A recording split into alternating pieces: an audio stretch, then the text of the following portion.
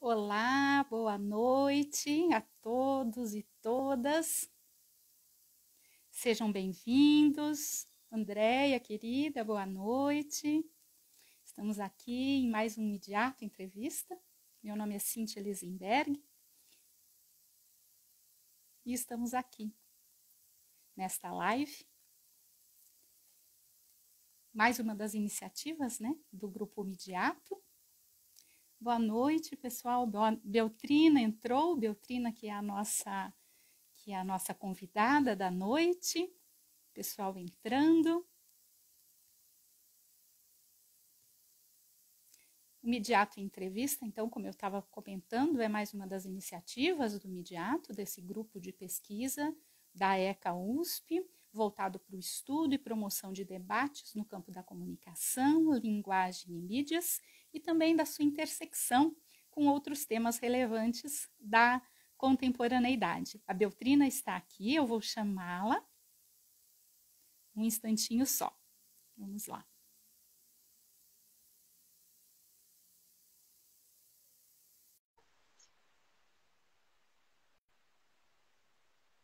Vamos ver, deixa eu chamar de novo. Querida! Oi! Seja muito bem-vinda a essa live. É bom estar com amigas, né? Muito, muito bom, muito gostoso. Ainda mais nesses tempos de pandemia. Né? Sim. Eu te chamei, eu ia fazer uma introduçãozinha um pouco maior, eu vou falar um pouquinho só, e aí a gente já começa, né? Vou falar sobre o tema. A gente vai hoje falar, então, com a Beltrina sobre educação continuada, mídia, cultura para o longeviver, envelhecimento e assuntos, né, relacionados a essa temática tão relevante, né, em função das transformações da pirâmide etária, da população e das formas como a velhice e o envelhecimento vêm sendo tratados pela sociedade, instituições e mídias. De um lado, vemos o reforço a estereótipos e preconceitos, mas também iniciativas que visam fazer frente aos mesmos, como é o caso do Portal do Envelhecimento, que a Beltrina comanda. Nossa convidada para esse bate-papo, Beltrina, querida Beltrina Corte, que é doutora em Ciências da Comunicação pela USP, docente da Pontifícia Universidade Católica de São Paulo, fundadora e gestora do Portal do Envelhecimento, que tem contribuído com a promoção de conteúdos e debates sobre a temática, e que se desdobrou em uma série de outras iniciativas, como a revista Longeviver, a Portal Edições e o Espaço Longeviver. Então, hoje a gente tem bastante temas aí para conversar. Beltrina, boa noite agora, mas novamente. Oficialmente, né? O boa noite oficial, é uma honra ter você aqui, é uma alegria imensa. Eu fico muito feliz, agradeço, né, o aceite ao convite, porque a gente está realmente num momento em que a gente precisa falar sobre essa temática do envelhecimento e esse cruzamento entre velhice, mídias e todo o trabalho que você desenvolve, a oportunidade de falar dele, para mim é uma honra poder estar aqui num momento, né, que a gente está aí precisando colocar, né, em discussão, debate e reforçar o lugar da pesquisa, da comunicação, da defesa dos direitos humanos de uma maneira muito intensa.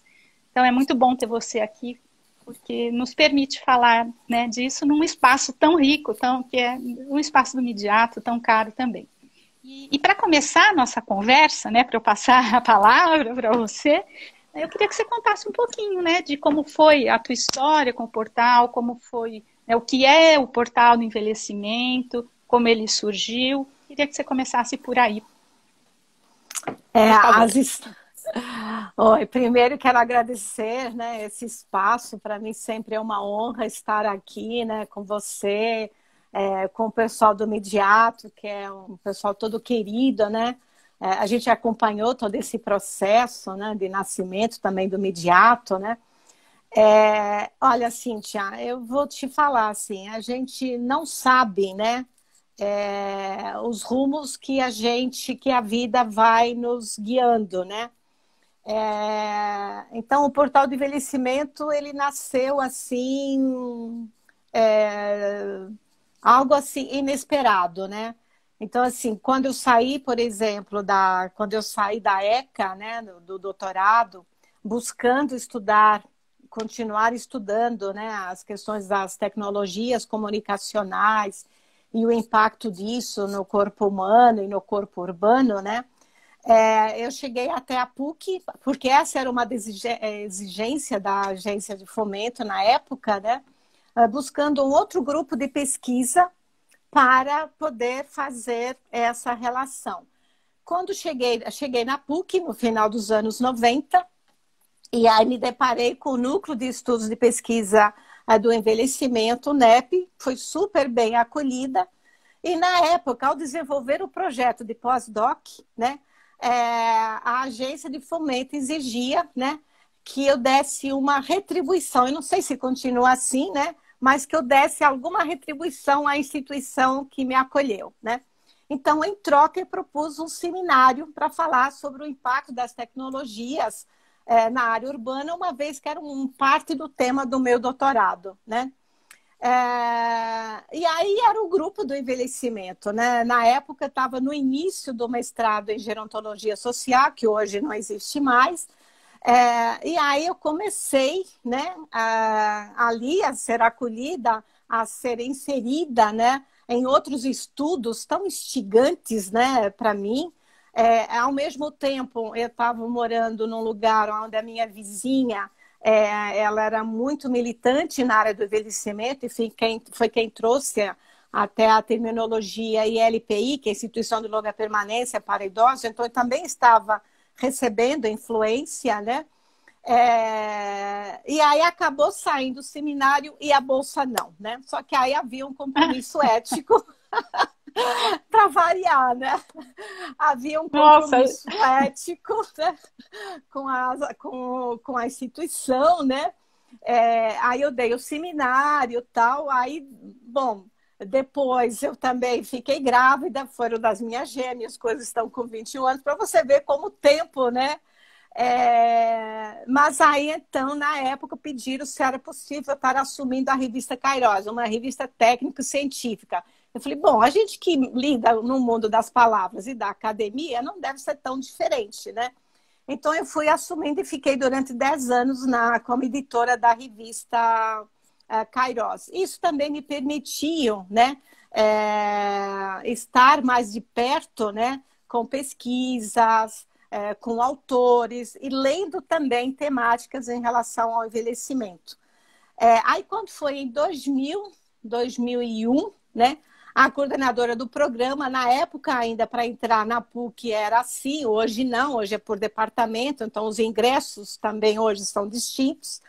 Ela me perguntou se eu poderia assumir a disciplina de metodologia, né? Aí eu falei, justo metodologia? Eu fiz a maior crítica à metodologia no meu trabalho, não sei o quê. Eu falei, não, mas justamente se você fez uma crítica é que você pode sim dar. E aí eu entrei no mestrado em gerontologia. Nunca pensei na minha vida em ser docente, né? E acabei entrando, né, como docente na PUC de São Paulo em 2001, onde eu estou até agora, né? E foi lá nesse programa e nesse grupo de pesquisa que, na época, se falava de se pensar em um espaço que pudesse concentrar, integrar informações qualificadas sobre o envelhecimento. Porque existia muita coisa assim, existia já alguma produção na academia, era pouca, muito pouca, mas era tudo muito disperso. Então, se pensava em se criar um espaço, né? A idealizadora disso era a professora Suzana, e ela imaginava um espaço físico, né? Mas a gente estava aí no início de 2000, né? Já se falando em internet, sabe? Então, assim, foi tudo junto, né? A tecnologia com o tema envelhecimento, né? E aí, quando foi em 2002, numa atividade programada com os alunos do mestrado, a gente criou um site concentrando, assim, legislação, alguns documentos, né? sobre o envelhecimento, que na época era Geronto Brasil.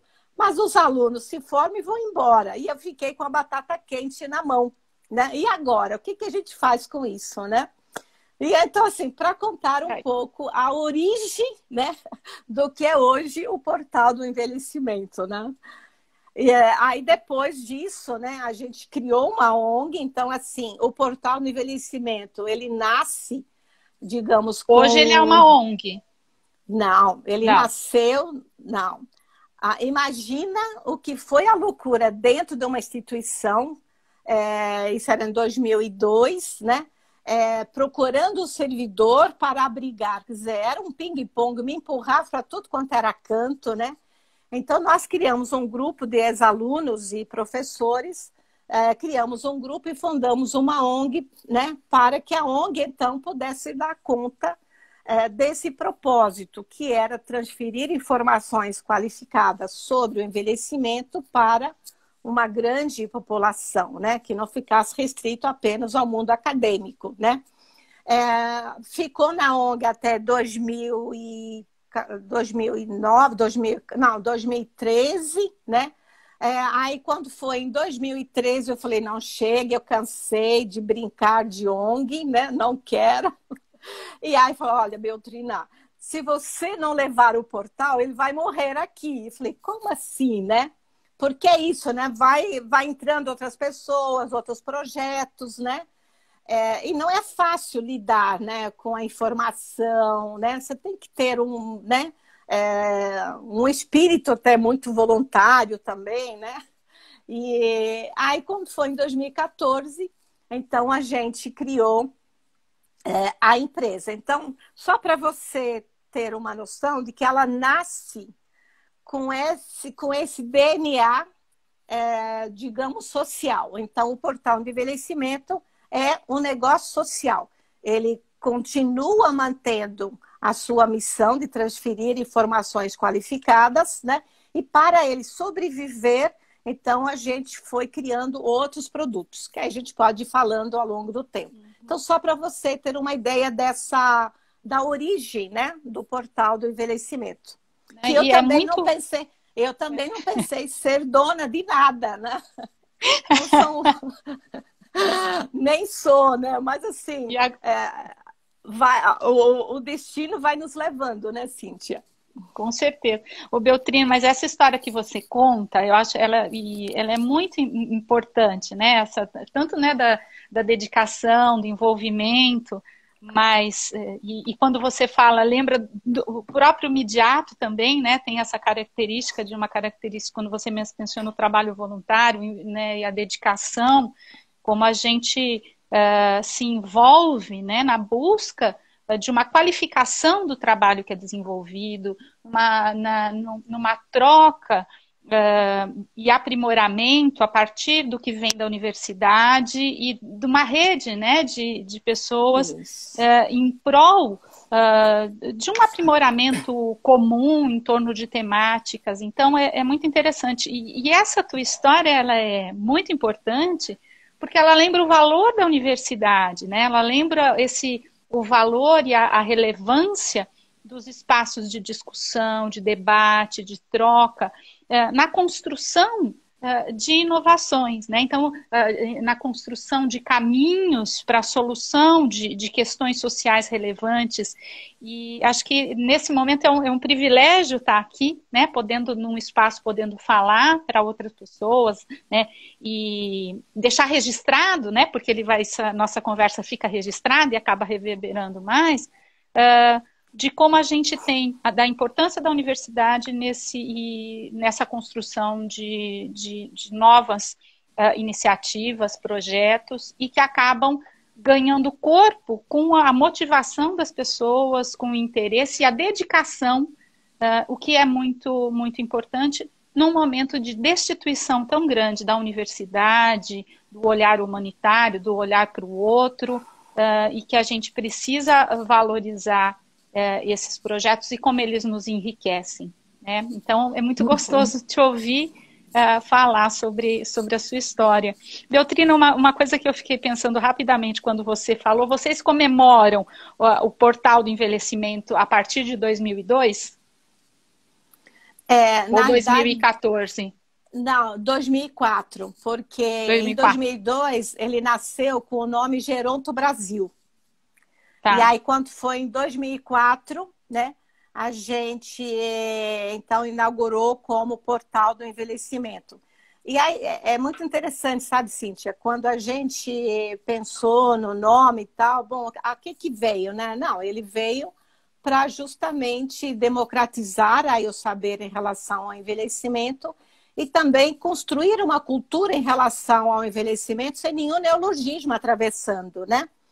E aí, vários amigos meus da comunicação, especialmente amigos publicitários, né? Você é louca, imagine colocar o nome de um site envelhecimento, que absurdo. Você não vai ter ninguém, isso aí vai ser um, né? Aí eu falei, bom, a gente ou aposta naquilo que a gente acredita, que a gente está aqui educando, né? É um espaço que a gente está aí preparando as pessoas para pensar num dado que é real, a gente vai envelhecer. Quer dizer, a única outra alternativa que a gente tem é morrer, e morrer antes ninguém quer. Então, a única certeza que a gente tem é que vai envelhecer, né? Então, temos que começar a falar sobre, até para as pessoas afastarem os seus fantasmas, né? Mas eu fui muito criticada, né? Hoje, então, a partir do ano passado, a gente acrescentou a palavrinha portal do envelhecimento e longeviver, né? Assim, porque o mercado tinha muita, né? Quando eu falo o mercado, é todo esse mundo de marketing, né? Que há uma luta aí, né? De se criar outros eufemismos, né? Talentos prateados, economia prateada, né? Tudo para não falar do envelhecimento, da velhice, do ser velho, né? Então, eu sempre me apresento. Olha, eu sou velha, tenho 62 anos, com muito prazer, sabe? Estou aqui falando no lugar de mulher velha, branca, classe média, escolarizada, que é diferente de uma fala de uma mulher negra, pobre, periférica, né? Então, também tem vários lugares de fala, né? E assim, o que a gente conseguiu ao longo desse período foi, sim, consolidar uma grande rede, né? De colaboradores, que a gente fala de uma rede de solidariedade, né? E o site, que ele continua, acesso é gratuito, né? Ele é totalmente... as pessoas podem acessar, né? E ele diariamente, né? Nós publicamos uma matéria de segunda a segunda, 365 dias ao ano. E ninguém recebe por isso, né? Então, esse é um trabalho totalmente voluntário. É uma dedicação, né? Depois você vai pensa, né? A gente fica como contribuir, né? Como a gente pode, né, contribuir com ele. A gente fica pensando nesse, né? E estamos aqui num espaço que a gente pode falar sobre isso. Mas, Beltrina, essa sua fala me faz pensar, né, em algumas coisas que a gente já tinha discutido para essa conversa. Ela me chama, né, alguns pontos, né? Você falou na cultura do envelhecimento, né, uma cultura para o envelhecimento, e agora a gente pensa numa cultura para longe viver, né? Nesse jogo entre palavras, isso que você fala é muito significativo em relação ao medo do envelhecimento, às marcas do envelhecimento, e como que essas questões, né, se mesclam nessa ideia de uma cultura para a longevidade, uma cultura para o envelhecimento mesmo, né? E de um outro ponto, né, que dentro do teu trabalho e do que a gente pensa, como fica a questão da educação continuada? Quer dizer, ela faz parte desta cultura, dessa nova cultura, ela complementa essa cultura, como que a gente pode associar, né, ou diferenciar também esses dois termos aí que estão relacionados com uma cultura para a longevidade ou a temática do envelhecimento? Então, Cíntia, na época que a gente estava no mestrado, né, hoje a gente acredita que o envelhecimento não precisa ter um curso só sobre ele. Eu acho que a gente acredita que o envelhecimento tem que estar em todas as grades curriculares de todos os cursos, né? Então, acho que foi, teoricamente, conceitualmente, eu acho que a gente deu um salto. E assim, a gente entende a gerontologia como tal, como uma área muito também interdisciplinar, né? A partir do momento que ela se fecha, ela se torna disciplina. Então, a gente também luta contra isso, né? Mas desde o começo, o que a gente observava é que havia um certo controle, né? Digamos, um controle de uma certa área disciplinar sobre o nosso corpo, né? Então, desde quando a gente implantou, né, o portal do envelhecimento, a gente criou, né? E eu fui uma das grandes idealizadoras e continuo aí acreditando, né, nele. A gente parte de algumas premissas. Primeiro, né? A vida está acima da doença, né? A velhice não é uma doença, né? Que hoje, inclusive, está todo um discurso da Organização Mundial de Saúde, através da classificação internacional, colocando a velhice como sintoma e está tendo uma maior discussão a respeito disso, né? Mas, assim, a gente acredita, e a gente sempre quis mostrar que a vida está acima da doença, né? Que num corpo doente habita um sujeito desejante, né? E que ele é desejante até o último respiro, né? E que o nosso único destino não é a doença, né? Então, e que assim, e nós trabalhamos muito com o ser que envelhece, né? E não unicamente que adoece. Então, isso foi nos guiando, né? No nosso fazer dentro do portal, né?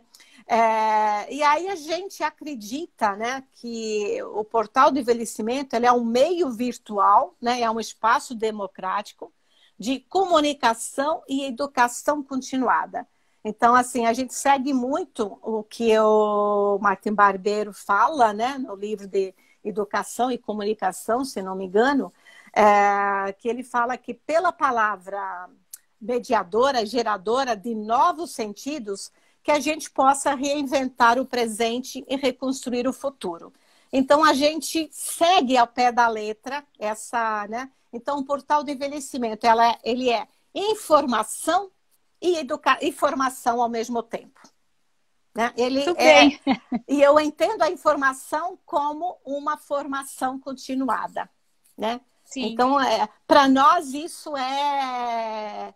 E assim, e para isso... É claro que a gente tem que ter competência, a gente tem que estudar, não é qualquer informação, né? A gente preza por uma informação e formação com credibilidade, né? Então, acho que a gente busca essa qualidade, né? Ao ponto que hoje a gente, de uma certa maneira, tem uma referência nacional, né? Mas a gente segue isso, informação e formação o tempo todo.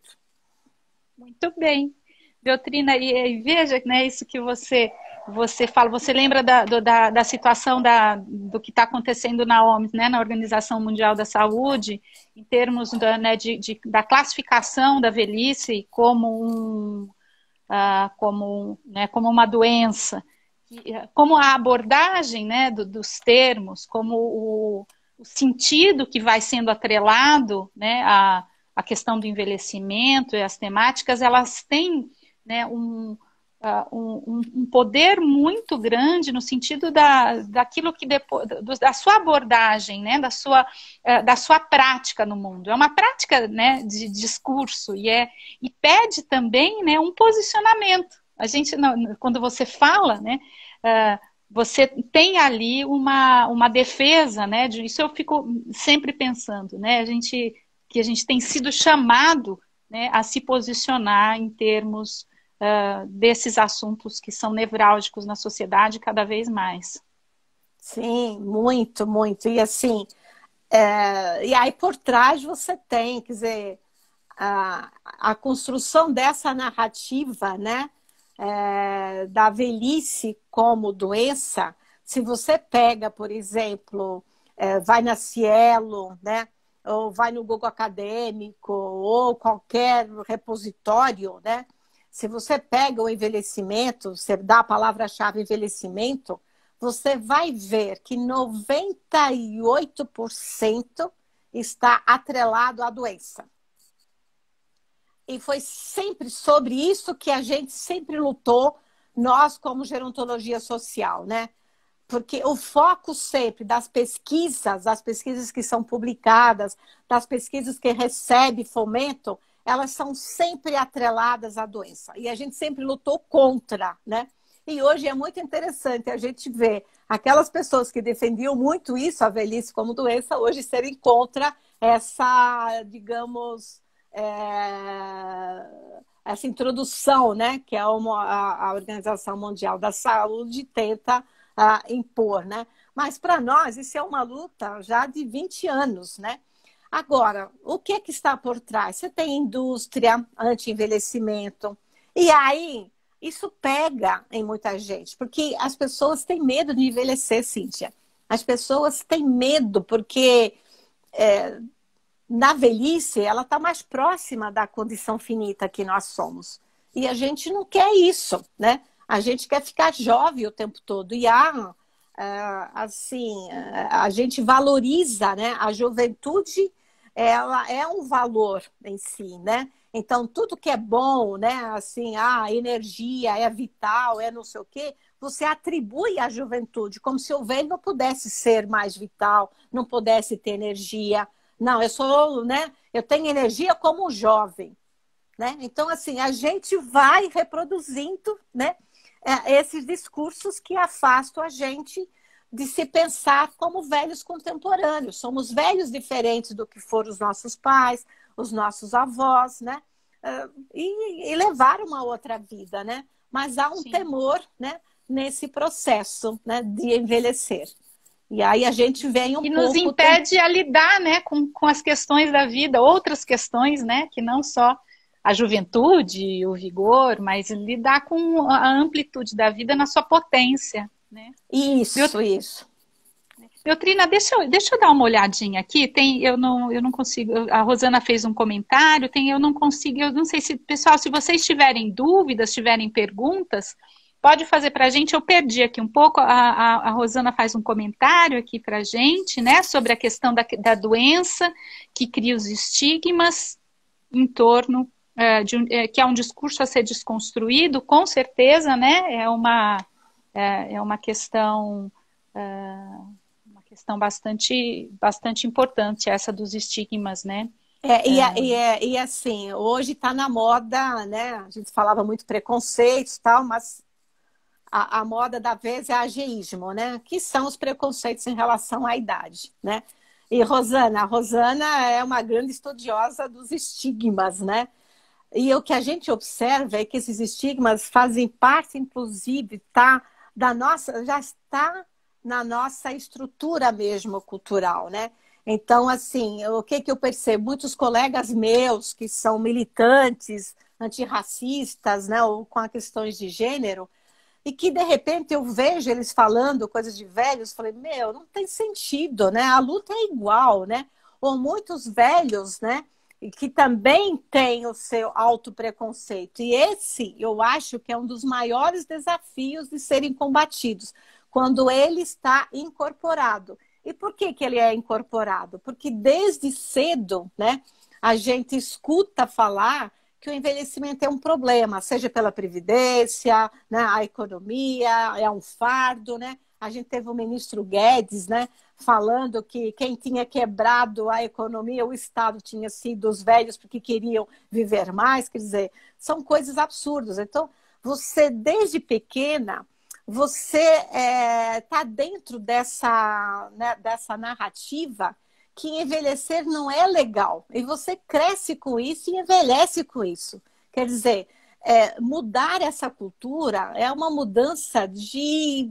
Nossa, é muito tempo. E aí, o que a gente observa hoje? A gente observa o mundo marqueteiro mesmo, né? Porque o envelhecimento também se tornou, né? Eu falo que a paleta mexicana, né? Ele se tornou a bola da vez, né? É o mercadinho da vez, né? E aí eles não falam, né, de envelhecimento, de velhice, não, eles vão criando outros neologias, outros eufemismos, né, reproduzindo e fortalecendo esses estigmas, né? E são colegas da área da comunicação. Então, assim, nós temos sim uma responsabilidade social nessa narrativa, né? E é por isso que eu sempre falo, né? Nós, essa responsabilidade de informar e formar, porque senão você está formando para uma reprodução de uma cultura que nega a velhice. Então, é complexo, Cíntia, não é fácil. Não é fácil. Ô, Beltrina, e né, uma coisa, quando você vai falando, a gente, assim, você tem uma interlocução com a área da comunicação, né, e a gerontologia, quer dizer, você tem né, tá toda ali, não é nem interlocução, né, mas a sua construção tá nessa articulação. Como que você vê, né, a entrada na gerontologia, do ponto de vista da gerontologia, né, do olhar para a comunicação? Como que a comunicação é recebida, ela é entendida como uma ciência que pode contribuir, isso ainda é incipiente, como que você vê? E também do outro lado, a comunicação, como que ela aborda a gerontologia? Né, como que é esse discurso, esse diálogo entre áreas? Olha, eu vou te falar da experiência, tá? Na época do meu pós-doutorado, que foi em 2007, já faz um tempo, né? Pela ECA, então a gente ofereceu um seminário, né? Que era dirigido para os colegas de comunicação, né? Especialmente jornalistas. Os colegas que vieram eram professores, mas nenhum jornalista de redação, né? Ao longo do mestrado, nós tivemos apenas 3 alunas que eram jornalistas.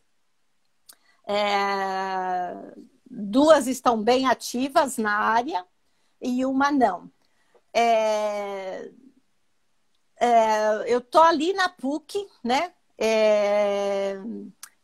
Como eu te falei, eu entrei numa entrada que hoje não é mais possível. Quando a reitoria, e aí haviam vários professores nessa mesma condição que eu, houve um decreto para nos departamentalizar, porque eu estava numa área de gerontologia que não tinha departamento, porque era um curso interdisciplinar, ele não tinha a graduação. E aí eu fiquei naquele ping-pong, né? Você como jornalista tem que ir para o departamento de jornalismo. E a resposta foi muito demorada, até que a reitoria exigiu uma resposta por escrito. E veio a resposta por escrito que não, né? E aí quem me acolheu foi a psicologia social, né? Então, você percebe, né? As áreas disciplinares, elas são muito caixinhas, né? Graças a Deus, eu tive uma formação, a gente tem uma formação mais generalista, né? Mas na área acadêmica, se você está na área acadêmica, você tem você fica muito dentro de caixinha, dentro de gaiola mesmo, né? E eu sempre tive né? Desde a formação de jornalismo, né? Eu sempre pensei em ampliar meu horizonte. Então, eu fiz mestrado em planejamento urbano, trabalhei com plano diretor aqui em Bogotá, na Colômbia. Então, eu fui ampliando os meus horizontes. Então, eu tive um trajeto também interdisciplinar. Então, eu atravesso muito, né? Eu busco sair das gaiolas ou ampliar a minha gaiola. Mas o que eu vejo e observo é que as pessoas ficam muito dentro da sua gaiola. E para abarcar o envelhecimento é impossível ficar dentro da sua gaiolozinha. Você tem que ampliar, você tem que, sabe, abrir as portas, sair, porque o envelhecimento exige um olhar muito mais complexo do que aquele olhar sozinho, seja da área da comunicação, seja da medicina, seja da sociologia, não importa, né? Exige essa troca, né?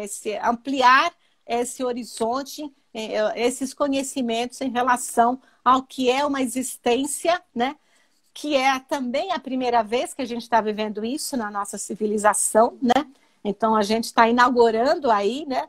E a gente está produzindo conhecimento sobre o momento da nossa existência que não tem outros, né? A gente está aí, né? Então, eu acho que a gente tem que estar muito aberto, sim, ao diálogo. Eu acho que tem que dialogar e ampliar, né? Falar de envelhecimento, falar dessa temática, acho que foi a Rosana que colocou também uma questão estrutural, né? Quer dizer, é uma questão que toca a sociedade como um todo, né? Tratar seriamente do envelhecimento é tratar da sociedade da forma que ela precisa ser tratada, não por causa do envelhecimento só, né? Das demandas do envelhecimento. É porque o envelhecimento né, é tratar tudo de uma melhor forma, né, para atender o ser humano de uma integridade maior, a sua diversidade, a sua diferença, né, a complexidade humana. E tem uma questão que vai para um outro lado, que é interessante, eu não consigo ver de quem que é, mas é uma pessoa que fala, Pascal, eu não sei, que faz um outro comentário que eu achei interessante. Só envelhece quem vive, que é né, a ideia de que só envelhece quem vive muito é uma ideia que precisa ser desconstruída, né? Que tem que trabalhar um paradoxo. Quer dizer que envelhecimento não é só para quem chegou lá em algum lugar, né? Que tem cada vez, né?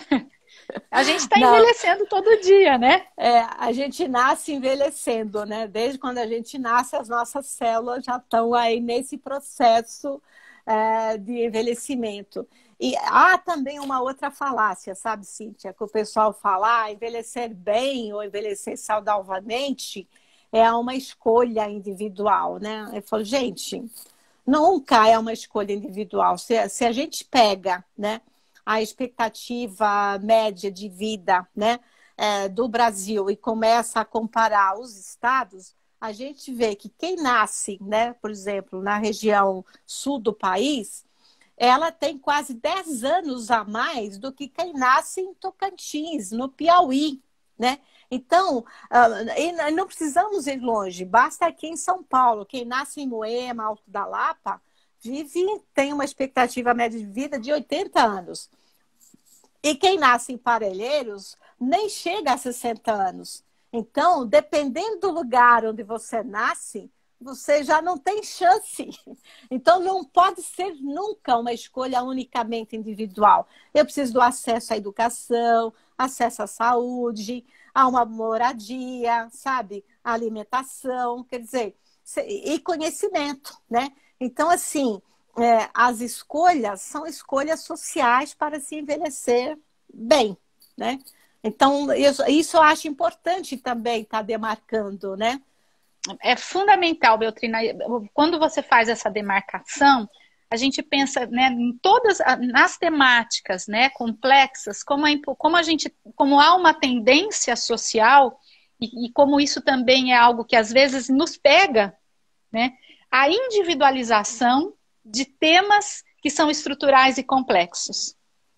E muitas vezes, às vezes até a gente está lá defendendo algo, o meu, né, fazer sozinho, eu me posiciono dessa forma, mas em questões que tocam algo muito maior. E uma tendência mesmo, né, a questão ambiental também e outras questões que tocam a individualização, a uma ação individual, quando ela pede, né, um envolvimento muito mais amplo. E eu acho, é por isso que a temática do envolvimento, do envelhecimento, para mim, ela é muito rica por isso, assim, porque ela atravessa todas as outras temáticas centrais e ela coloca, né, expõe muito fortemente esses pontos nevrálgicos da sociedade e talvez por isso mesmo seja também uma temática né, que tende eu costumo ao mascaramento. Assim, eu costumo falar, Cíntia, que LGBT envelhece, índia envelhece, né? Gênero envelhece, né? Quer dizer, atravessa tudo, né? E de repente e assim, o diálogo tem que ser com todos esses movimentos, né? Essa é uma questão que a gente tem muito, né? E leva muito em conta nos cursos que a gente dá, né? Só para até falar, bom, o site, tudo bem, é um trabalho, né? Mas a partir do site, a gente, bom, e agora? A gente tem que sobreviver, né? Como sobreviver? Então, tantos livros que a gente, em 2015, a gente lançou a editora Portal Edições, mas também Viver de Livro nesse País e livros sobre envelhecimento, olha, é outra... outro, é um grande risco, você não, né, não vai, né? Aí a gente pensou nessas formações que a gente dá, né? Tanto no território que a gente vai, mas também nos cursos que a gente dá aqui na modalidade remota agora, né? Busco justamente trazer essas questões e falar da importância desse atravessamento mesmo, né? Que a velhice ela chega para todos, ricos e pobres, índios, negros, né? LGBT, enfim, ela chega para todos, não tem como. E para cada um, dependendo das condições, vai ter um impacto diferente do outro, né? Então, quem teve acesso, quem tem condições, normalmente tem possibilidades de ter um envelhecimento muito mais ativo, né? Mas também a gente tem que pensar que se a pessoa não quer ter esse envelhecimento, né? Se quer ter uma outra possibilidade de escolha, não esse ativo que tanto falo, né? De estar aí, né? Mas quando a gente fala em ativo, da pessoa ter autonomia, da pessoa saber, dela ser dona de si, né? Enquanto ela puder, né? Para realizar os seus desejos e ter um significado de existência, né? É um pouco nesse sentido, né? Sim, sim. É importante, né? A questão do envelhecimento ativo é uma questão que me pega, né, bastante também.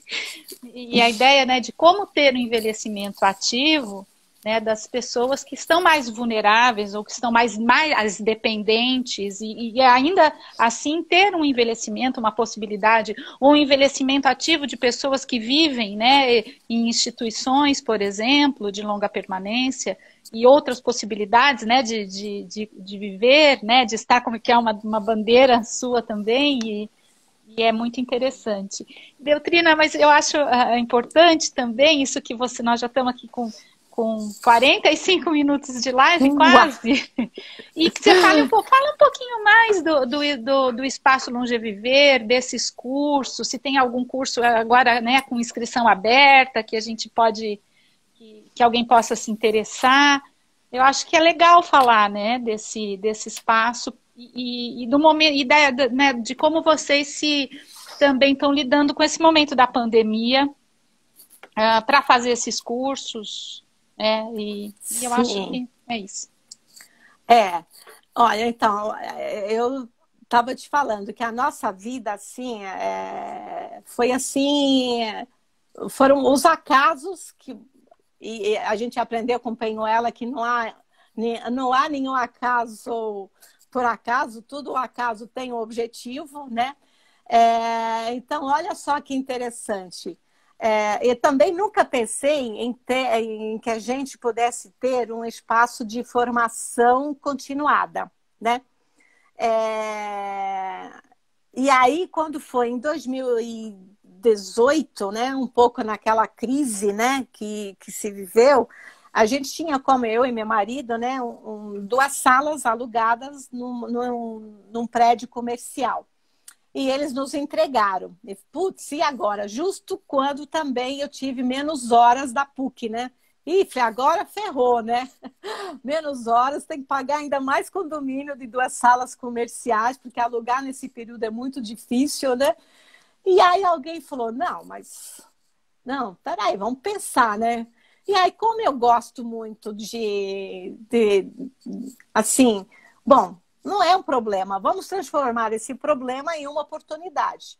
Então, aí a gente ficou 6 meses com colegas adaptando o espaço. Aí, quando foi em 2019, a gente inaugurou como um espaço de formação continuada. As salas são pequenas, então a gente pensou naquela formação tete a tete, sabe?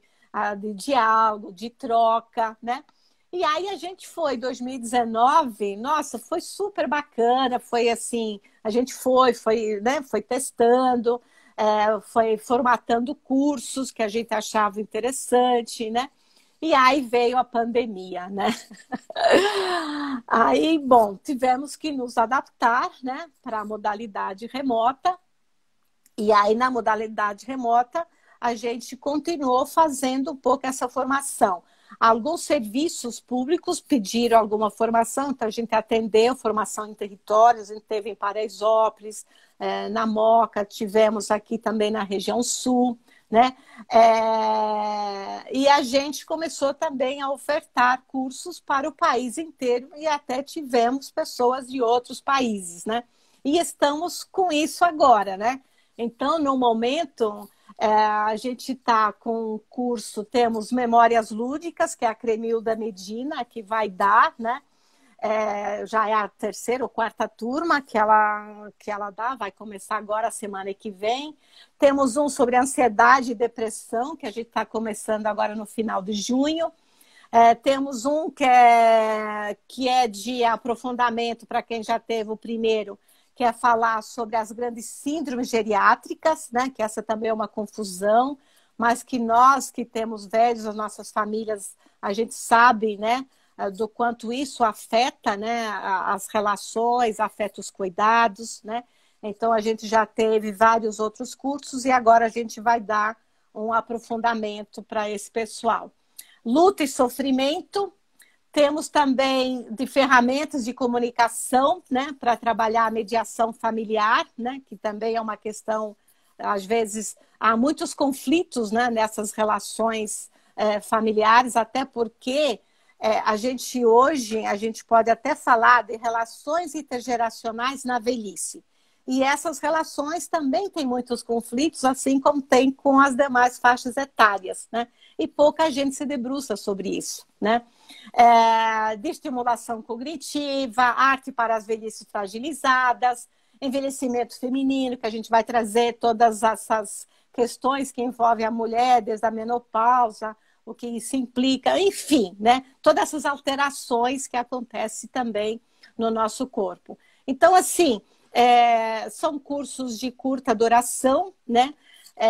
No máximo 15 horas, né? A gente busca fazer de uma forma também que seja viável para a grande maioria da população. E, assim, nossos alunos são normalmente profissionais, que atuam nos serviços públicos, muita gente, né? Familiares que buscam conhecimento para poder também lidar aí com as suas, né? E também temos muitas pessoas idosas que vêm em busca de conhecimento sobre o seu próprio envelhecer. Então, é bem interessante. Em todos os nossos cursos, a gente tem pessoas de 20 e poucos anos até 80 anos, né? Porque as pessoas vêm pelo interesse, né, do tema, né?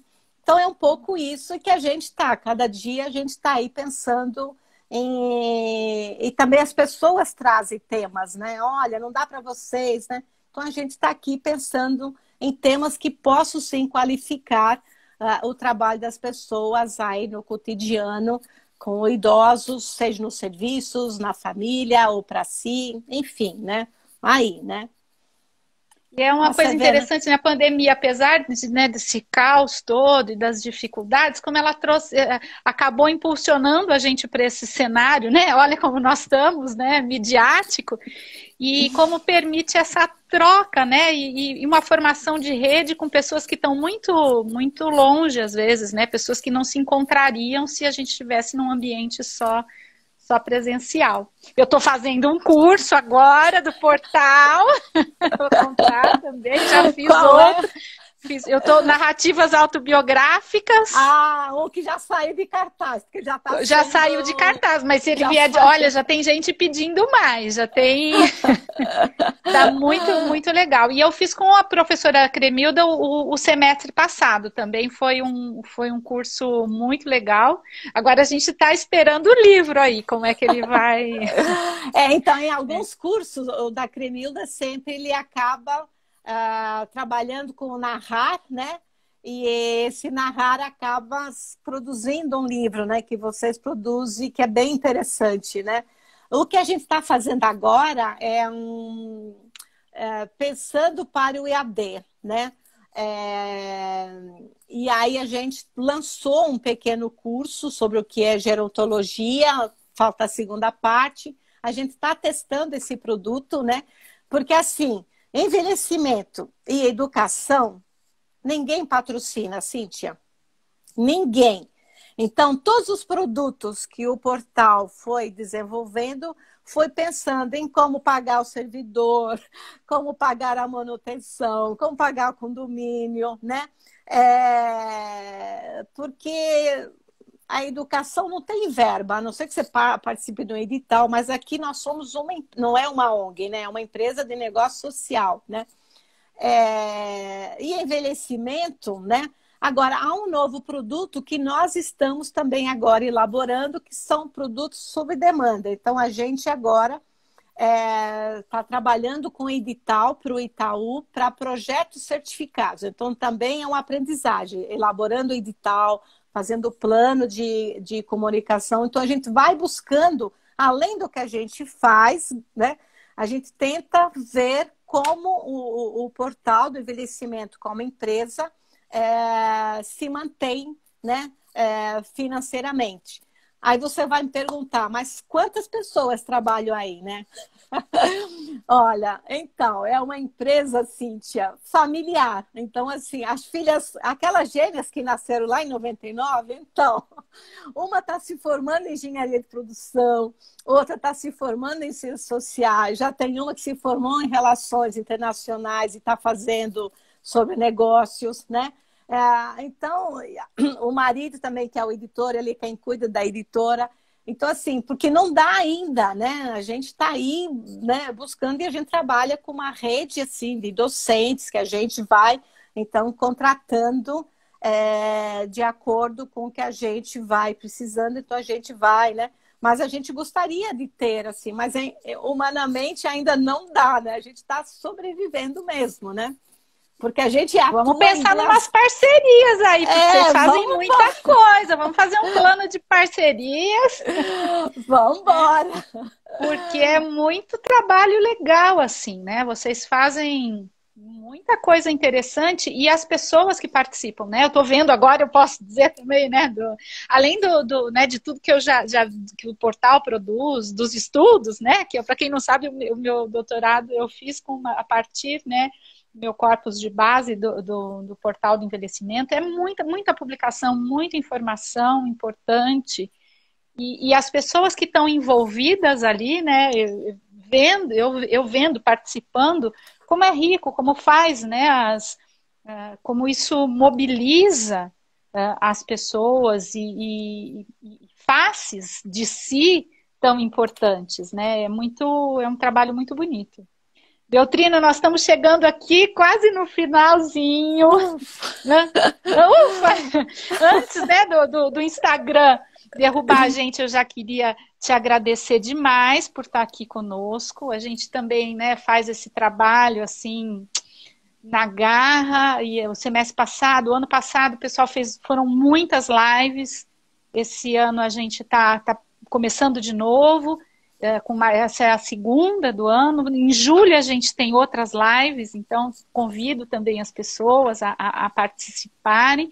E foi uma honra muito grande ter você aqui com a gente, podendo participar e mobilizando, né, o nosso pensamento em torno do que a gente pode fazer mais relacionado a esse tema e como a comunicação pode contribuir para a temática do envelhecimento, da longevidade e também para promover, né, esses espaços como o que você está aqui apresentando para a gente. Então, eu queria que você falasse um pouquinho, deixasse algo ainda que você queira falar. E queria me desculpar com as pessoas, eu não sei se teve mais perguntas que eu acabei perdendo, mas a gente olha depois com mais cuidado aqui, com, né, o que foi falado, e depois qualquer coisa volta a procurar as pessoas que se manifestaram. E agradeço também a participação, né, de quem colocou aqui no chat, que eu consegui ainda trazer um pouco. Beltrina, a palavra é sua. Não, Cíntia, eu que agradeço muito e assim, falar para vocês que eu aprendi a envelhecer estudando o envelhecimento, né? E estar aberto a isso, né? E ainda continuo aprendendo. Hoje eu falo que eu tenho orgulho da minha velhice, né? e que a gente não precisa ter vergonha dela, né? Então, essa eu acho que foi a maior aprendizagem que eu tive nesses 20 anos que eu estou aí lidando com o envelhecimento e a comunicação ao mesmo tempo, que estou aí, né? Faz parte, né? Foi isso, de deixar de ter vergonha da minha velhice e lidar, né? Ir lidando com essas alterações todas que o corpo vai tendo. Mas assim, e é muito legal com maior liberdade, sabe? Que aí a gente não fica tão preocupado com o que o outro, né, pense da gente, né? A gente tem uma liberdade maior de ser. E isso eu acho bacana, né? E assim, a gente vai envelhecer, gente. Querendo ou não querendo, a gente vai envelhecer. Então, que seja de bem com a vida, né? É um pouco esse meu recado final, né? Que a gente sabe lidar melhor com ele, né? Beltrina, linda! Muito obrigada, essa sua fala é maravilhosa para a gente levar, porque isso faz uma diferença na nossa vida. Parabéns pelo teu trabalho, obrigada por estar aqui. Mais uma vez, assim, publicamente, você é uma pessoa de ouro, o mundo precisa de mais Beltrinas. E muito bom te ouvir. Beijo enorme. Eu vou fechar e agradeço demais. Obrigada, pessoal. Beltrina, querida. Foi um prazer. Obrigada, sempre um prazer te ter. Um beijo.